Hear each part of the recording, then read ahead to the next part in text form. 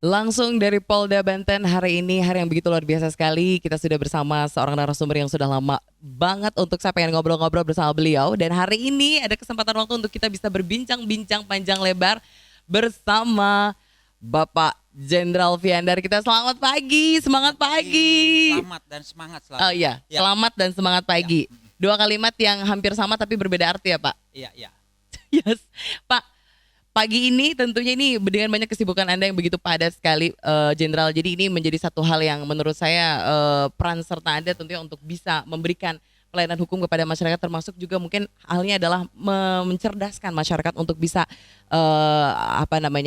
sadar hukum Ya. atau tahu tentang hukum. Tapi di sini kita tidak berbicara tentang detail masalah hukum dan menghukum, Jenderal. Tapi kita ngomongin sesuatu hal yang lagi baru dan lagi hangat banget untuk dibicarakan. Nah itu, apa tuh? Kita tahu bahwa saat ini Indonesia menghadapi hampir 5 bulan ke belakang kita menghadapi masa pandemik virus. Maret, April, Mei, Juni. Betul kan? 5 bulan. Ya. 5 bulan gak sih? Enggak, ya. Kenapa? Lockdown gimana nih lockdown? Masih merasa lockdown gak sampai saat ini? Ada lockdown sebenarnya di kita. Oh nggak ada ya? Di Inggris Nggak aja ada. ada lockdown. Oh iya, Contoh di nggak Cina. usah ada Kita lockdown. tidak ada. Ya, Oke, tapi apa kabar dengan COVID-19 saat ini menurut pandangan Anda? Ya, kita prihatin ya. Masyarakat Indonesia sudah banyak korban ini.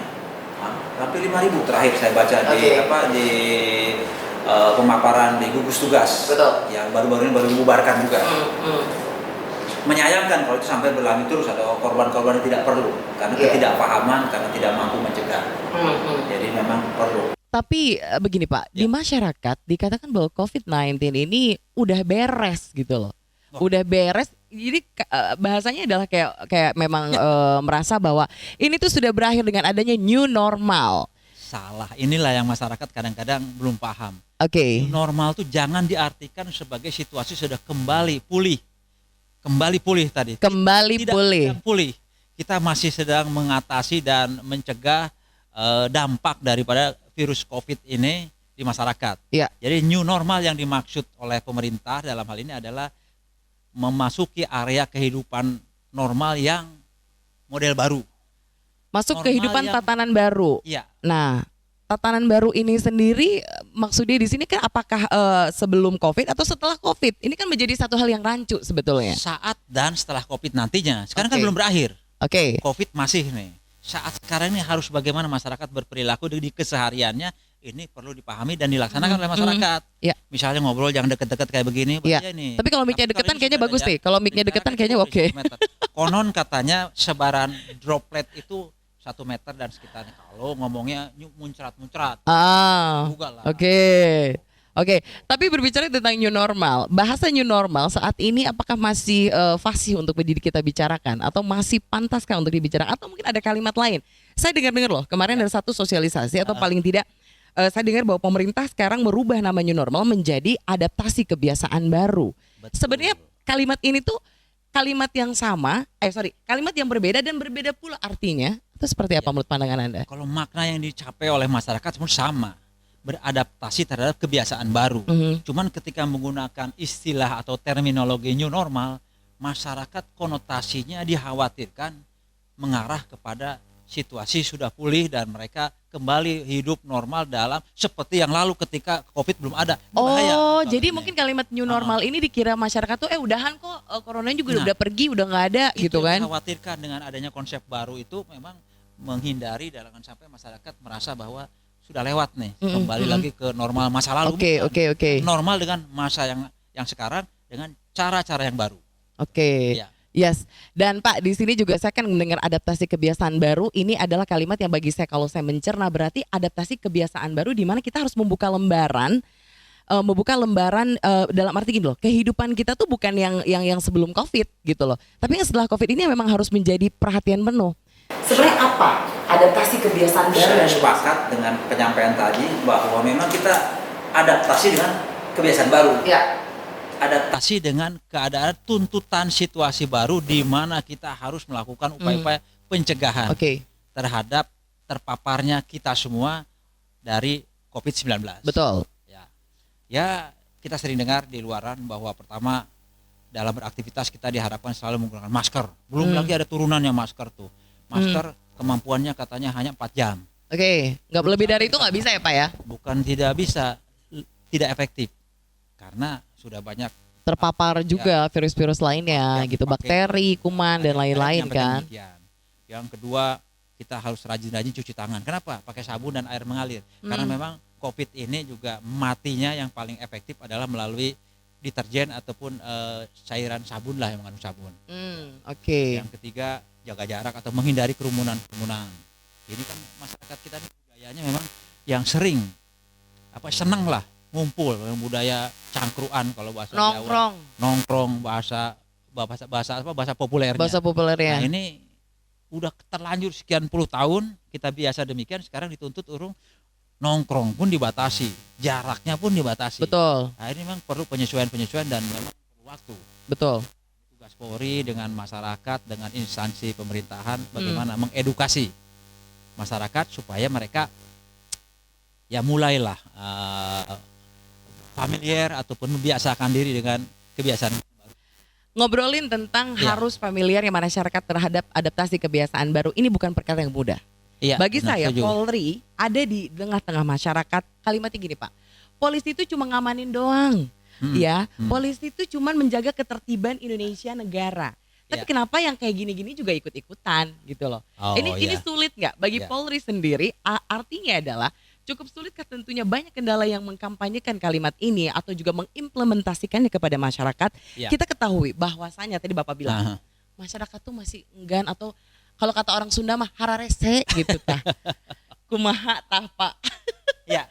Gimana tuh? Yang pertama bahwa tugas Polri adalah menyelamatkan masyarakat dari hal-hal yang bersifat kesusahan, musibah dan sebagainya. Tugas pokoknya polisi. Jadi walaupun ini aspeknya Kesusahan. iya, kesusahan, musibah lain sebagainya. Oke. Menjadi korban kriminalitas apalagi. Oke. Itu tugasnya polisi. Termasuk masalah perekonomian juga nggak sih? Perekonomian secara umum sebetulnya tupoksinya tugas pemerintah. Oke. Tapi Namun mengamankan proses perekonomian yang baik dan kondusif menjadi tugas Polri. tapi saya kemarin sempat lihat update-nya loh. Ya, Terkait kalau nggak salah Pak Kapolda kemarin sempat membuat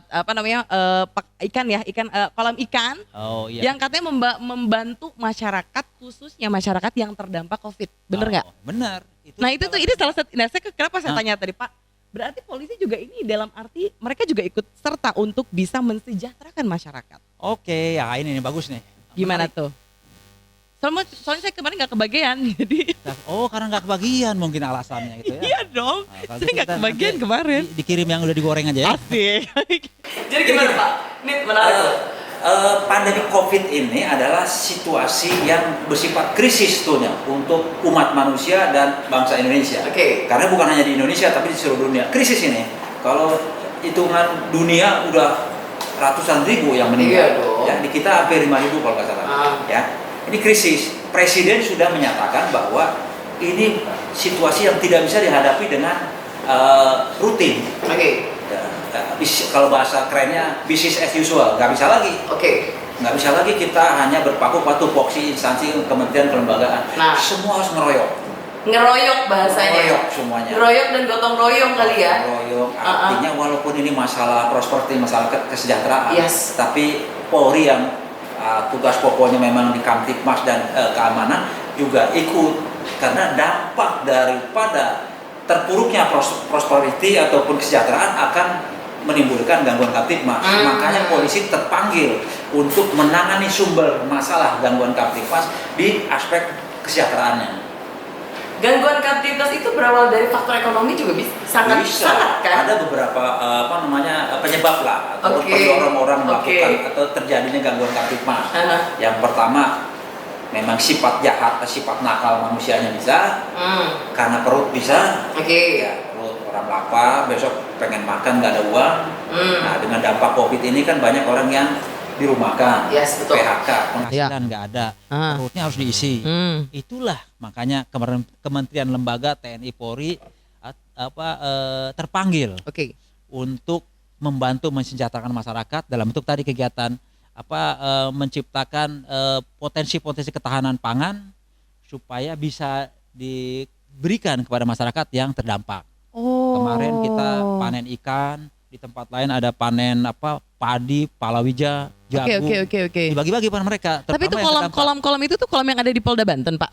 Yang Memang diinstruksikan oleh Kapolri untuk jajaran Polri adalah memanfaatkan lahan-lahan ada di sekitar perkantoran. Misalnya di halaman perkantoran, di halaman rumah, di asrama. Oke. Bahkan berikutnya pemerintah menyediakan lahan-lahan tidur. Lahan tidur. Lahan tidur yang punya negara maksudnya. Oke. Lahan kehutanan, lahan negara lah yang tidak digarap tapi potensi untuk ditanami, nanti hasilnya bisa dibagikan kepada masyarakat. Betul. Ini sekarang sedang diprogramkan oleh pemerintah maupun dengan pemerintah daerah, provinsi maupun kabupaten kota, semuanya menyiapkan lahan. Nanti siapa instansi yang akan mengelola itu, ya. Kemudian hasilnya kita bagikan masyarakat. Ini menjaga situasi krisis selama perjalanan virus belum ditemukan. Karena yang saya tahu Pak, saya nih sebagai masyarakat kadang melihat Polri itu hanya mengamankan aja, jadi nggak ada ngurusin masalah perekonomian juga. Tapi ternyata di sini salah. Nah ini tidak ada. Polisi itu adalah garda terdepan selain dari dokter saat ini, gitu nggak sih Pak? Bagi saya masyarakat loh yang menilai. Jangan, kasihan kalau garda terdepan nanti yang lainnya garda belakang nggak enak juga. Lebih baik kita gunakan istilah Polri merasa terpanggil untuk membantu. Merasa terpanggil. Kalimat sederhananya ya, untuk iya, membantu. Itu. Oke. Supaya tetap tupoksi masing-masing kementerian lembaga tetap ada dong. Iya dong. Maksudnya didukung. Tadi kan bahasanya keroyokan, gotong royong. Iya, Nah kalau nggak kayak gini siapa lagi yang mau berbuat? Iya, Karena kan polisi juga dekat dengan masyarakat. Apalagi polisi sekarang dicanangkan sebagai polisi yang humanis. Iya. Iya kan Pak? Humanis sendiri kan, ini lebih dekat dengan masyarakat. Pak, di Banten sendiri kita beralih ke tadi kita mengatakan bahwa adaptasi kebiasaan baru. Ya. Adaptasi ini tuh sebenarnya masih meraba-raba nggak sih? Maksudnya gini loh, mengingat memang banyak sekali masyarakat di awal mulai banyak kepanikan, ya nggak sih? Galau, mereka histeris banget ketika adanya masalah seperti ini. Dan apakah mungkin kepatuhan masyarakat pun ini justru semakin meningkat atau bahkan sebaliknya, biasa aja? Dengan adanya kayak gini. Jadi gini Pak, kita udah bener nih dari Polri, dari pemerintah udah ngomong bener bahwa ayo dong new normal atau mungkin adaptasi kebiasaan baru. Tapi masyarakatnya biasa aja gitu. Kayak nggak ada apa-apa, kayaknya baik-baik aja. Saya rasa enggak, masyarakat sudah mulai juga paham. Di Banten loh Pak. Ya, pertama masyarakat Banten juga sudah menyadari bahwa ada ancaman. Ancaman virus yang sangat menakutkan dan tidak terlihat, tidak kasat mata, dan ini membahayakan keselamatan jiwa mereka, keluarganya. Sudah mulai sadar mereka, karena mereka kan tiap hari melihat di media ada orang mati dikubur, ada orang lagi dirawat di rumah sakit yang terdampak dan sebagainya. Saya itu menjadi pembelajaran dan juga referensi bagi masyarakat bahwa ini ada bahaya nih, ya. Hanya masyarakat dalam rangka meninternalisasi, membiasakan dengan kebiasaan baru ini kan butuh waktu. Yes. Ada yang acuh tak acuh, masih juga keluar juga nggak pakai masker lain sebagainya. Ada yang pola hidup bersih belum diterapkan. Betul. Pulang dari luar nggak pakai cuci tangan, langsung aja bersentuhan dengan keluarganya. Ini yang pelan-pelan kita edukasi. Melalui jajaran kita, anggota-anggota kita yang di lapangan, Babin Kamtipmas. Oh, itu tata cara untuk mengkampanyekan dari Polda sendiri? Kita ada satgas, caranya, ada satgas. Tindakan preventifnya gitu. Namanya Operasi Amanusa. Apa? Operasi Amanusa. Operasi Amanusa. Iya, itu tugasnya dalam rangka mengantisipasi menghadapi dampak COVID di masyarakat. Oke. Ada yang tugasnya edukasi, pencegahan. Oke. Ada juga yang tugasnya melakukan pengobatan. Oke. Dan lain-lain. Penegakan hukum misalnya. Dulu di awal-awal itu masker ini susah dicari. Disinfektan maupun hand sanitizer susah. Rupanya ada yang penimbun misalnya. Ini penegakan hukumnya. Cuman sekarang sudah mulai normal sehingga penegakan hukum menjadi pilihan terakhir lah. Kalau masih bisa diingatkan, diedukasi, masyarakat bisa paham, kita tidak akan melakukan penegakan hukum. Jadi masih dikedepankan pencegahan dan juga edukasi kepada masyarakat. Iya. Namun kembali lagi bahwa ini tidak bisa dilakukan hanya untuk Polri saja atau dari Polda sendiri. Mendukung kebijakan pemerintah tentunya ini kan menjadi PR. Bagi pandangan Anda seperti apa? Saya rasa memang PR yang tidak akan pernah berakhir selama vaksinnya belum ketemu. Nah itu dia. Namanya vaksin belum ketemu ya berarti ancaman itu ada di sekitar kita. Dan tidak akan pernah berakhir selama obatnya ataupun vaksinnya belum ketemu. Makanya ini kan sekarang sudah mulai viral nih di media tentang penelitian vaksin sudah masuk fase ketiga kalau salah. Fase pertama itu uji coba 0 sampai 30 orang atau 50 orang saya lupa. Kemudian yang fase kedua 100 orang sampling korban. Ketiga itu 1000. Ini saya dengar sudah masuk ke uji coba yang 1000. Walaupun mungkin lebih ahlinya dinas kesehatan lah. Betul. Ya sepintas saya baca di berita. Oke, makanya kenapa di sini Polri, ayo dong masyarakatnya, kami tidak bisa berjalan sendiri atau kami tidak hanya sekedar ayo mendorong gitu, memberikan himbauan. Sekali. Tapi Karena- masyarakatnya yang masih Karena masyarakat sebagai sasaran dan korban maupun sasaran aktivitas kita, ya. Jadi memang kesadaran, kemudian kepedulian masyarakat menjadi kunci. Sehebat-hebatnya aparat mengimbau, mencegah, nyiapkan obat, nyiapkan rapid test massal, menyiapkan swab massal. Tapi kalau masyarakatnya tidak menyadari itu dan tidak butuh terhadap keselamatannya, pencegahannya ya tetap aja jebol. Iya. Berarti di sini Satgas untuk provinsi dan kabupaten emang udah direksi Dulu juga? ada namanya gugus tugas. Baru tadi malam dibubarin. Iya Pak, dibubarin, saya udah Pak. dengar. Maksudnya ini diganti nama diganti. dengan proyeksi dan penugasan yang agak lain. Tapi tetap tugasnya kepada menanggulangi dampak COVID di seluruh Nusantara, termasuk di wilayah Banten. Oke, berarti itu yang dioptimalkan juga ya Pak ya? Ya, Mengoptimalkan karena ya. kalau di Satgas ini sekarang bukan hanya COVID-nya tapi juga pemulihan ekonomi juga mulai. Iya, pemulihan ekonomi. Kalau ekonominya juga tidak terkendali ya lewat juga nanti, Iya jebol Pak, juga kita. iya betul. Yang ada jadi kita jadi korban juga gulung tikar nih. Pak, ini sebagai closing. Sambil minum aja nggak apa-apa loh. Boleh ya? Boleh dong. Kopi, Nggak apa-apa. Oh iya kopi ya. Nggak ada promosi ya? Oh nggak ada. Santai. Tapi gini Mbak, Polri ini kayaknya disibukkan. Saya lihat. Saya tidak berbicara. Ini bukan curhat ya. Ya. Anda merasa lelah dengan kondisi saat ini nggak? Tidak boleh lelah. Aparat negara, aparat pemerintahan tidak boleh lelah melayani masyarakatnya. Itu prinsip. Kalau situ sudah merasa lelah, berarti kita sudah kalah sebelum berperang. Oke. Kementerian, kelembagaan manapun tidak boleh lelah. Harus optimis dan yakin bahwa ini memang tugas pengabdian aparat kepada masyarakatnya. Sebagai contoh, di awal tahun 2020 kita tahu bahwa masa pandemik ini membuat satu hal yang menggonjang-ganjingkan dan meluluhlantahkan negara-negara di seluruh dunia. Agak lebay dikit sih. Ini saya lagi cerita.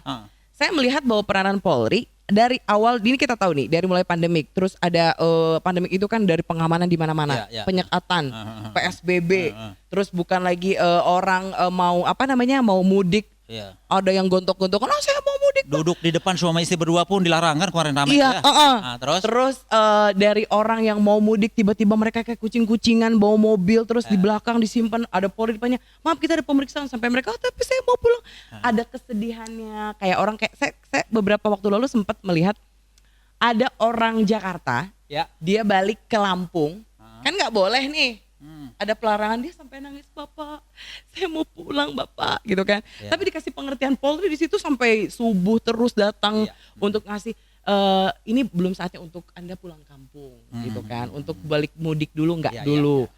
Pak, gini loh Pak, dari jeda Anda pengamanan pada saat COVID, pada saat libur Lebaran. Emang nggak ada libur Lebaran ya kemarin ya? Berasa nggak sih ada libur Lebaran? Lebarannya ada. Mudiknya, terminologi mudiknya agak sedikit disamarkan, dihilangkan. Supaya nggak pada mudik gitu. Iya itu. Nah kan udah kan, udah selesai. Bukan selesai. Habis selesai kita PSBB dan lain-lain. Sambung lagi nih, katanya bentar lagi mau ada pilkada. Ya. Pak, pilkada PR besar loh Pak, bagi saya.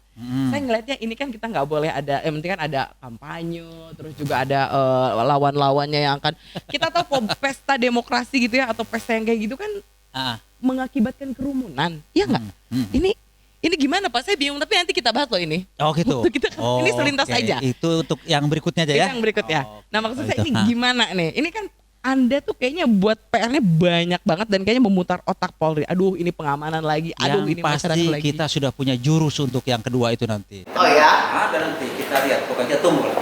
Saya kepo loh, itu gimana gitu loh. Itu kan tanpa STPS, orang berkerumun, orang pesta demokrasi. Aduh ini bahaya banget gitu. Ada pasti. Kita udah pengalaman sekian tahun dari mulai 2000 berapa ya, Polri mengamankan dan ya penyelenggaraan pemilu ini di aspek pengamanan kita itu mulai setelah reformasi kalau nggak salah. Oke. Ya mudah-mudahan akan lebih baik kualitasnya daripada pengamanan pilkada sebelumnya. Tapi Bapak sudah siap ya dengan pilkada tahun ini yang harus agak siap. berbeda dan unik banget. Ini di luar dari sejarah Anda menjadi di jajaran Polri. Saya justru agak senang pilkada gitu yang akan datang itu dengan adanya COVID, maka aktivitas pengumpulan massanya pasti akan dikurangi Iya. melalui sih. regulasi. Tapi kan Pak, Jadi lebih masyarakat enteng. sendiri kan nggak gitu Pak. Maunya COVID-nya kan udah lama Pak Kapolda, udah biarin aja yuk kita kalau iya gitu kan, mereka jalan-jalan iya gitu. Enggak ya? Enggak bakal ya? setelah 2-3 periode terakhir ini pilkada dengan kampanye yang hura-hura sudah mulai nggak laku lagi. Iya sih. Kampanye Termasuk pakai- kampanye di media juga udah jarang kayaknya. kasihan ya media kalau gitu ya.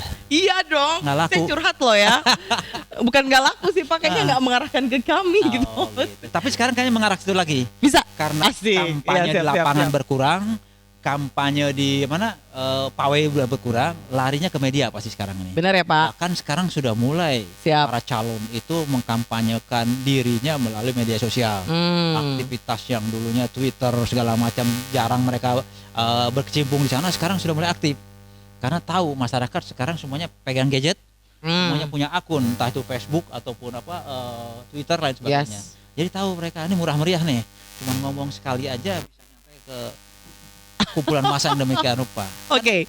Lebih murah dong. Saya kepo dengan kesiapan Polri, Polda Banten dalam hal ini mempersiapkan diri untuk menjelang akhir tahun di Pilkada 2020, di mana masa ini adalah masa yang cukup unik bagi sejarah kampanye mungkin ya. Ya. Tapi tentunya nanti kan kita dengar di sesi kita berikutnya Pak. Ya, Oke, tapi untuk kita closing siapkan paling statement. menarik nanti itu. Betul. Tadi jurus-jurus akan saya keluarkan. Ya, semuanya. saya penasaran tuh jurusnya itu. apa. Ini kan gila banget nih. Pak Kapolda, ini kita akan ngobrolin terakhir sebelum Ya. kita closing, tentunya di sini di adaptasi kebiasaan baru ini merupakan suatu hal yang mungkin sama sebetulnya ya di new normal itu, hanya saja mungkin menggiring masyarakat untuk lebih proaktif. Bahasanya gitu ya. Proaktif untuk terus membiasakan diri di Biasakan kebiasaan. dengan tuntutan, tantangan, ancaman yang baru. Betul. Kalau dulu nggak ada ancamannya ngobrol deket, dulu nggak ada ancamannya salaman, sekarang ada ancaman sehingga mereka harus menyesuaikan memang. Betul. Nah, Oke, himbauan Anda untuk masyarakat Banten hari ini silahkan. Yang pertama, masyarakat diharapkan tetap menjaga kesehatan secara umum. Oke. Orang sehat kan bisa produktif. Kalau orang sehat tuh bisa melakukan pekerjaan lebih maksimal, lebih berhasil guna lah Betul. dalam kondisi sehat. Yang kedua, pemerintah sudah mencanangkan ataupun mendeklar tentang aktivitas kegiatan yang berpedoman kepada protokol kesehatan. Ya. Apa sih protokol kesehatan itu? Mulai dari pola hidup bersih, mencuci tangan sering dengan sabun atau deterjen ataupun apa namanya disinfektan, menggunakan masker. Tadi saya sampaikan di depan, maskernya juga jangan sembarang asal-asal masker saja. Betul. Cara gunakannya jangan asal saja. Ada yang menggunakan masker di dagunya. Ya gini Nanti dong Bapak gitu kan. itu kan pakai di dagunya aja Pak, masang maskernya. Nggak memfilter menutup, udara yang ya. masuk dihisap oleh mulut atau oleh hidungnya. Kemudian juga menghindari diri dari tempat-tempat kerumunan. Ya. Kenapa? Karena disitulah ada sumber-sumber virus yang tidak kita kenali, kita lihat tidak kasat mata, apalagi yang dibawa oleh orang-orang yang menggunakan istilah OTG, orang tanpa gejala. Nah itu, apakah ibu juga bergejala sekarang itu, Mbak Yu? Kita tidak jangan tahu. ibu lah, bukan ibu ya? Sus. Kayak orang Belanda aja deh. Itu kira-kira. Oke, Pak Kapolda, tentunya kita tahu bahwa masa ini belum berakhir, tapi tentunya di sini peranan Polri terus-menerus untuk memberikan edukasi kepada masyarakat bukan perkara yang mudah. Ya. Tapi Anda tentunya punya beberapa jurus-jurus seperti tadi ya. Ada bukan jurus lagi sih, ini udah punya tindakan tersendiri bagi Polda. Ya. Ketika bagaimana sih kita dekat dengan masyarakat. Ini kan dekat dulu sama masyarakat ya Pak ya. Ya. Kesan humanisnya Polri ini menurut saya sekarang udah berbeda, intinya itu. Dengan pendekatan yang berbeda juga kan. Oh, Gitu ya. Jadi Ya. kita mencoba saat ini, ayo dekat dengan masyarakat, ayo dekat dengan Polri. Ya. Ya Pak ya. Apapun yang berkaitan dengan boleh nggak sih curhat sama Pak Kapolda? Boleh. Polda. Kalau perlu kita kasih hotline-nya. Asik, betul. Nomor handphone saya dikasih. sehingga Serius nih. Pengaduan masyarakat yang Langsung selama loh. ini terputus, ya artinya di level bawah nggak nyampe Kapolda, saya siap menerima masukan itu. Siap. Handphone saya pun siap di share 24 hour loh, 24 jam nih guys ya. Ya tapi Baik. kalau tengah malam lagi tidur nggak kebuka, baru besoknya ya harap dimaklum juga lah. Yalah, itu. kan Bapak juga manusia, Pak ya. Iya, kita perlu istirahat juga. Oke. Daya tahannya terbatas. Oh, siap.